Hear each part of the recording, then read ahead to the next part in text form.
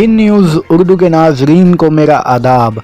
जमीयत उलमा मगरिबी बंगाल की जानिब से पूरी रियासत में मोदी की बंगाल में आमद के मौके पर रैली निकाली गई, जिसमें मोदी वापस जाओ और एनआरसी एनआरपी की वापसी का मुतालबा भी किया गया।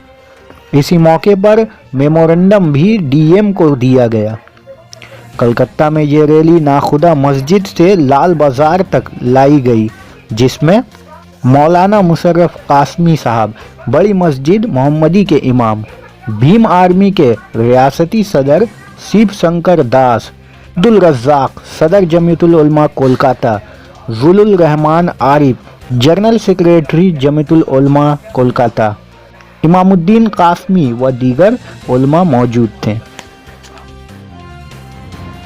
जमीयत उलमा हिंद ने कानून नाफिज होने से पहले कहा था कि अगर चंद लाख हिंदुओं को मुल्क की शहरियत दी जाएगी उसे कोई एतराज़ नहीं, बट जबकि जमीयत उलमा ने पूरे मुल्क भर में इसके खिलाफ एहतजाज किया, इसका सबब क्या है? देखिए, जमीयत उलमा हिंद इस बात की मुखालिफ नहीं है कि कौन यहाँ रहे। कुछ हिंदू भाई अगर रहते हैं, आज भी जमीयत का यही नज़रिया है कि अगर 2-4-10 लाख हिंदू यहाँ रह जाते हैं तो इससे मुसलमानों का या मुल्क में बसने वालों को कोई नुकसान नहीं है। जमीयत पहले भी इसकी मुखालिफ नहीं थी, आज भी इसकी मुखालिफ नहीं, लेकिन एनआरसी के जरिए या सीएबी के जरिए जिस तरह से हिंदू मुस्लिम के दरमियान तफरीक पैदा करने की कोशिश की गई और हिंदू मुसलमानों को आपस में बांटने की कोशिश की गई, जमीयत इसकी मुखालिफ है कि ये कानून संविधान के खिलाफ है, ये कानून दस्तूर के खिलाफ है। और मुल्क के संविधान और दस्तूर के खिलाफ अगर कोई कानून आता है तो जमीयत उलमा हिंद चूंकि फ्रीडम फाइटर है, इसने आज़ादी की लड़ाई लड़ा है और ये आज़ादी की लड़ाई में आगे रही है। और इसने जो कानून बना, जमीयत के मेंबरान उस कानून के बनाने में थे, लिहाजा अगर आज कानून टूटेगा तो जमीयत उलमा हिंद तो इसके लिए आवाज़ बुलंद करेगी। मुल्क के दस्तूर को बचाना, संविधान को बचाना, ये हम लोगों की जिम्मेदारी है। ये मसला सिर्फ मुसलमानों का नहीं है।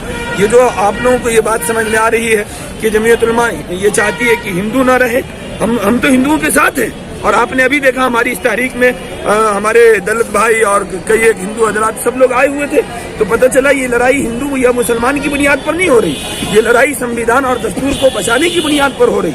और हम लोग पूरे मुल्क में दस्तूर और संविधान को बचाने के लिए मैदान में उतरे हैं और आखिरी दम तक हम लोग ये लड़ाई लड़ेंगे इंशाअल्लाह। और एनआरसी ये जो है इससे मुसलमानों को सिर्फ नुकसान या पूरे मुल्क का नुकसान है। ये तो खुली बात है कि पूरा मुल्क इससे नुकसान और मुल्क का हर तबका परेशान है इस कानून से। भारत समेत दुनिया के जबर को देख रहे हैं, इनके जुल्म को देख रहे हैं। सबसे ज्यादा ये तौहीन वाले भारत से सिर्फ मुसलमानों का नुकसान हुकूमत के जबर को देख रहे हैं। ये आप और आपकी हुकूमत के खिलाफ एहतजाज कर रहा है। मैं पूरी जिम्मेदारी के साथ ये बात आपसे कह रहा हूँ। ये मालूम नहीं कि माजी में दुनिया के मुख्तलिफ ममालिक में किसी भी भारतीय वज़ीर आज़म या किसी भी ये मानना था या किसी भी हुकूमत पर इतनी तनकीद की गई है जितना आप पर तनकीद की जा रही है। इसी तरह आज़ादी के बाद हिंदुस्तान में पहला ऐसा जानेमाना हुकूमत है जो सामने है। गांधी आपने हिंदुस्तानी आवाम पर जैसे लोगों की वजह से यानी जुल्म मुसल्लत करके हिंदुस्तानियों को नाकाबिल तलाफी नुकसान पहुँचाया है। माजी कामयाब नहीं आज़म या हुकूमत बहुत दिनों नुकसान नहीं पहुँचाया। पार्टी आज जैसे आपने किसी तरह से आई है और हम लोग ये देख रहे हैं को हिला कर रख दिया है। वो लोग बुनियादी हुकूक पर मुदाखलत कर रहे हैं और उसकी निगरानी अमल में आ रही है। इस हुकूमत चाहना है इसकी मदद करने की देश के कोई मूल हमारे पास नहीं। इससे पता नजर कि मुल्क के लोग उसके खिलाफ किसी तरह एहतजाज कर रहे हैं या आपके जबर से मनुवाद लगता जो है हिंदुस्तान के माबैन तकसीम के नफरत अंगेज सियासत पैदा करके और दोनों बरादरियों के माबैन मनुवाद तनाज़ा पैदा करके दलितों को मुल्क के इस देश के 85% निवासियों को न शिक्षा मिले, न घर मिले और हिंदुस्तानी आजादी से जीने का हक ही नहीं। हिंदुस्तान यही बात है आपको फिर कभी माफ नहीं करेंगे। तारीख के गवाहों ने किसी भी ताकत की बर्बरियत के एतराफ नहीं किया। आप अपने सामने झूठ बोल रहे हैं। आपने जानबूझकर एनआरसी से मुल्क को बेवकूफ बनाने का झूठ बोलना सीख लिया है। अम्बेडकर बात को मानने वाले लोग हैं, हमारे संविधान को पूजने वाले लोग। आपकी टीम के हम लोग ये कतई हमारे देश में होने नहीं देंगे, चाहे वो लाखों आपने कभी सोचा है कि तलबा झूठ के साथ जो तौहीन तलबा हुकूमत का कहना है कि CAA के ताल्लुक से अपोजिशन पार्टियां ये सोचा आवाम को ये तलबा झूठ के साथ जो क्या गुमराही की बात है। वो सुन रहे हैं। ये तलबा कहीं पे हमारे क्या कहेगी कि मुल्क का वज़ीर-ए-आज़म गृह मंत्री जी अगर आप संसद में भी कहे हैं मुझे सोचना मुश्किल है कि कि उम्मत जमीन पे जद्दोजहद आजादी का एक रवायती ये इदारा है। पैकेज है NRC का, मुताबिक मजहबी अफराद और के लिए CAA में मुल्क के लिए लाखों अफराद ये क्यों लाया गया, ये भी समझने की बात है। ये CAA तब लाया गया जब असम में NRC का एक्सरसाइज चला, और जब उसने ये देखने को मिला कि 19 लाख में 14 लाख लोग वो नॉन मुस्लिम निकल गए, बोलने की बजाय जिम्मेदार 5 लाख कुछ जो है कि मुस्लिम निकले। हमें ये कहना जरूरी है। अब असम गवर्नमेंट को ये लगा कि अगर ये सारे हिंदू जो हैं हमारे खिलाफ हो जाएंगे तो हमारी सरकार चलानी मुश्किल हो जाएगी। बीजेपी को भी यही लगा कि सारे देश में हिंदू खिलाफ हो जाएंगे, इसीलिए वो लोग एक घटिया एक षड्यंत्र कह सकते हैं कि जिसको उन्होंने CAA के रूप में लाया और झूठा एक लॉलीपॉप दलितों को, गरीबों को ये बर्बाद करना चाहते। सच्चाई ये है कि आज CAA से ना मुसलमान मरेगा न हिंदू मरेगा, मरेगा तो इस देश के बहुसंख्या में जो लोग हैं, गरीब लोग हैं। भारत कोई गरीब देश है ना, तो यहाँ पे जो 130 करोड़ है, करीब 120 करोड़ जो गरीब हैं वो लोग मरेंगे। आज पेट की भूख की जब बात आती है तो वहाँ न कोई जाति धर्म की बात नहीं होती है, वहाँ बात होती है। बहुत तक हमारे इस पैगाम को पहुँचाएंगे। अच्छा बातों के साथ कि जहाँ भुखमरी की बात होती है, आज जहाँ बेरोजगारी की बात होती है,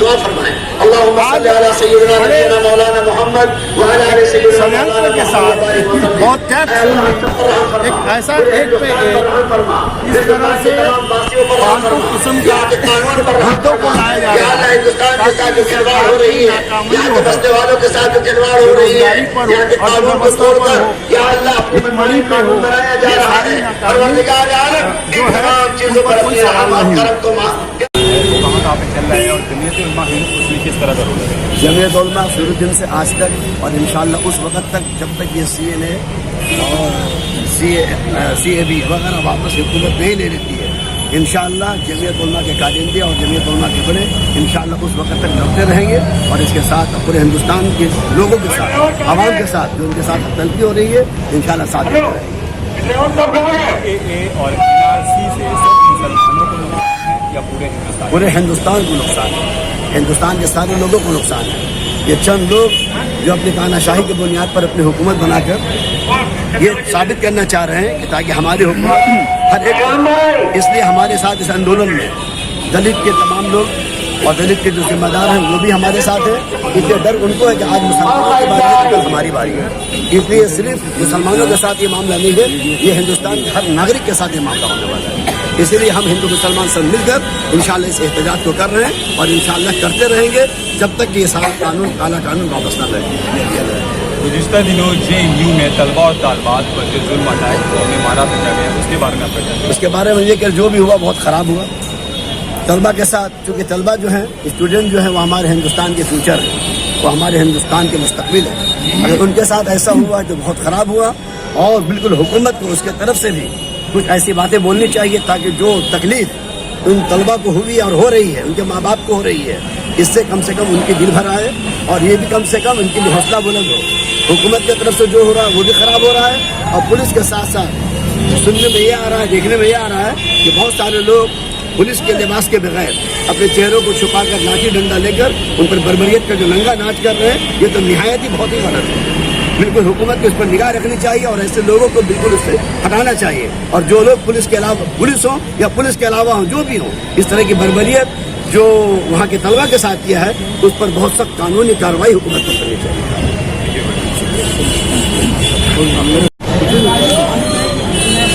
CAA और NRC सिर्फ मुसलमानों को नुकसान है या पूरे हिंदुस्तान को बहुत नुकसान है और इसी वजह से तमाम हिंदुस्तान की आवाम इस बिल की मुखालफत कर रही है, सिर्फ मुसलमान ही इसकी मुखालफत नहीं कर रहे हैं। हुकूमत का कहना है कि CAA के ताल्लुक से अपोजिशन पार्टियां जो हैं आवाम को गुमराह करती हैं। अरे उसमें बैठा तो गाड़ी लेकर आए। हुकूमत का तो कहना कुछ और है और हुकूमत के वजीर आजम का कहना कुछ और है। वजीर आजम तो ये कह रहे हैं कि NRC और NPR कुछ है ही नहीं, हमें मालूम ही नहीं है। पार्लियामेंट में बिल पास हो रहा है और वो बोल रहे हैं कि हमें किसी बारे में इल्म ही नहीं। अब किसकी बात को हम लोग माने और किसकी बात को सही समझें। गुज़िश्ता दिनों JNU में 10 साल बाद जो जुल्म है उसका अटैक किया, उन्होंने मारा था, इसके बात में हम लोग जो भी जहाँ भी जुल्म हो रहा है या यूपी में कॉलेज के अलावा JNU के अलावा भी जो घरों में घुस के मारा जा रहा है, इसके लिए भी आज हम लोग ने मजम्मती करारदाद पास की है और हम लोग इसकी भरपूर मुखालफत करते हैं कि कहीं भी जो पुरअमन एहतजाज हो रहा है उसमें पुलिस जुल्म कर रही है, चाहे बंगाल हो, बिहार हो, यूपी हो। इसमें नंबर 1 यूपी है जो जगह जगह घर में घुस के दुकानें मकानों को तोड़ फोड़ कर रही है। हम पुरजोर मुखालफत हो गया। सनाउल्लाह से कहूँगा कि वो अपनी एक छोटी सी नज़्म पेश करें। अमीर सनाउल्लाह। हिमालय ऑर्गेनाइजेशन ये नज़्म मेरे वो सारे स्टूडेंट्स के लिए है जो JNU जामिया और अलीगढ़ मुस्लिम यूनिवर्सिटी से संघर्ष कर रहे हैं और इस आंदोलन का उन्होंने एहतजाज किया है। उनको मैं सपोर्ट करने के लिए इस मंच से और के ऊपर उनको ये नज़्म पेश कर रहा हूँ। और ये जो भी बड़े भाइयों ने और जो भी हमारे बड़ों ने यहाँ पे गान किया है, दलितों को सबको मैंने इस नज़्म में समेटने के हम लिए दलित और मुस्लिम का मूवमेंट ये बहुत पहले से चला रहे हैं और अभी तो भी मार्केट उनके सामने आई है कि देश के मुसलमान भाइयों के साथ साथ दलित भाई को भी कुछ अमेंडमेंट एक्ट 2019 को खत्म करते हैं और इसको जब तक हमारे संसद से इस बिल को चेंज नहीं किया जाता हम लोग प्रोटेस्ट करते रहेंगे। लाठियां बरसातोगे, खून जो हमने बहा दिया, दुनिया को हमने दिखा दिया, लहू जो पार्टियां जो लिखते है हैं, अवाम क्या को इसका असर तुम चुका दोगे? नहीं, हमारी सरकार गुमराह कर रही है। हमारी सरकार इसलिए गुमराह कर रही है कि आप सिटीजन अमेंडमेंट एक्ट 2019 लाते हैं। इसकी जरूरत क्या है? इस देश में हिंदू, मुस्लिम, सिख, ईसाई अगर सबको समान अधिकार है, गैर मुस्लिम को छोड़ के एक एक्ट लाते हैं जो बांग्लादेश, पाकिस्तान, अफगानिस्तान के गैर मुस्लिम लोगों को इंडिया में लाएंगे, मुसलमान को नहीं लाएंगे। जो भी लोग बाहर हो रहे हैं उसमें से क्या है कि वो सारे लोग सिटीजन अमेंडमेंट एक्ट के तहत गैर मुस्लिम जितने भी हैं जो हमारे हिंदू, ईसाई, बौद्धिस्ट हैं वो इंडिया आ जाएंगे। ये मुसलमान कहाँ जाएंगे? ये इस तरह की साजिश है, गुमराह सरकार कर रही है और उनका झूठ बोलने का भी आप देख लीजिए कोई भी एक फुटेज उठा के हमारे देश के प्रधानमंत्री का नरेंद्र मोदी सीना टूट के बोलते हैं। वो हमेशा 56 इंच की बात करते हैं और 56 इंच की बात करते हैं से भी ज्यादा